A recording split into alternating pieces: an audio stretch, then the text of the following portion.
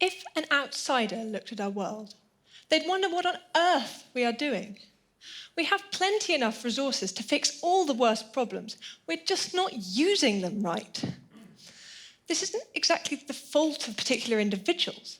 It's just that our world is driven by systems that maximize values different from those ones that we actually most care about. For example, the businesses that dominate the market are those that are best at maximizing profit. The politicians we get are those who are best at maximizing their chances of getting elected. And the stories we're most likely to see and read in the media are those that were best at maximizing the likelihood that people would want to read and share them. In the long run, this is bad because values we might care about more, like the environment or the welfare of workers in factories or our access to true and useful information, get bulldozed out of the way. I'm going to tell you about a system that doesn't do this. A system that allows us to direct our resources to exactly what we believe is most important. And that system is effective charitable giving. I say effective because it's not usually obvious which charities are actually doing the most good. And in the usual charity ecosystem, the charities that thrive are those that are best at getting people to give them money, not necessarily the ones that are actually best at making the world a better place. However, through research and transparency, it is possible to locate charities that are incredibly good at improving things. Schistosomiasis Control Initiative doesn't get a lot of funding because it's a weird disease with a long name, and the 200 million people who are infected are mostly incredibly poor, so no one's ever heard of it. But we know reliably that Schistosomiasis Control Initiative can treat one child for a debilitating parasitic infection for just 50p. And deworming doesn't just improve health. Surprisingly, it's much better for improving educational outcomes than more obvious things like scholarships or giving textbooks to schools. A £70 donation to SCI will get 150 months of education for children living in poverty. Or, you could use that money to buy what? 3 meals out? Because we're so used to this world, in which hardly any resources are actually invested in the most important things. It's astonishing how good charity could be if we just took it more seriously. If the richest 10% gave 10% of their incomes to charity, what could we do? Well, that would be $4 trillion a year. Jeffrey Sachs estimates that it would cost $175 billion a year for 2 decades to solve global poverty forever.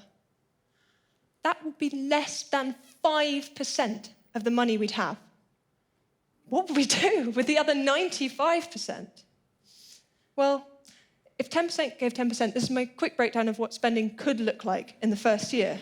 In fact, if 10% gave 10%, the first year would give us enough to eliminate extreme poverty and hunger, eradicate all neglected tropical diseases and many others besides, triple medical research, give everyone secondary education, permanently save every rainforest in the world, get us well on the way to fixing climate change, fund an unparalleled renaissance in the arts, and have enough left over to launch several manned missions to Mars.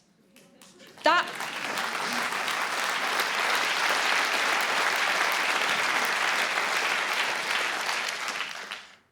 would be the first year.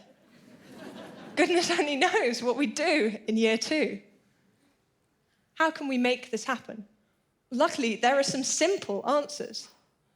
Give more effectively, and encourage others to do the same.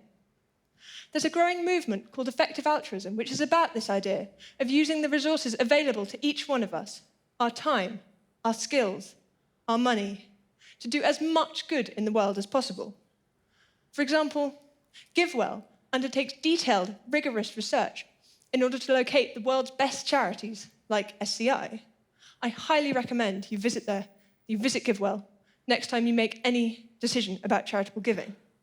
And another example, there's an organization called Giving What We Can. And this organization has a pledge that over 1,000 people have taken, myself included. A pledge to give 10% of your lifetime income to those organizations you believe can most effectively use it to help improve the lives of others. When I first heard about this, it seemed like a big, kind of scary commitment to make. But if I earn a usual sort of graduate starting salary of 25,000 a year and give away 10%, I'll still be in the richest 5% of the world. And all the evidence suggests that giving money to charity makes you happier than spending it on yourself. I believe we can create a society where giving 10% isn't this kind of weird, unusual commitment, but something that everybody does, just as part of being a normal, decent person, where within a few years, things like poverty and illiteracy and environmental problems will be things of the past, and where we have this huge pool of resources dedicated to fixing any problems that might remain. That's a world I'd be proud to live in. Help me make that world happen. Thank you.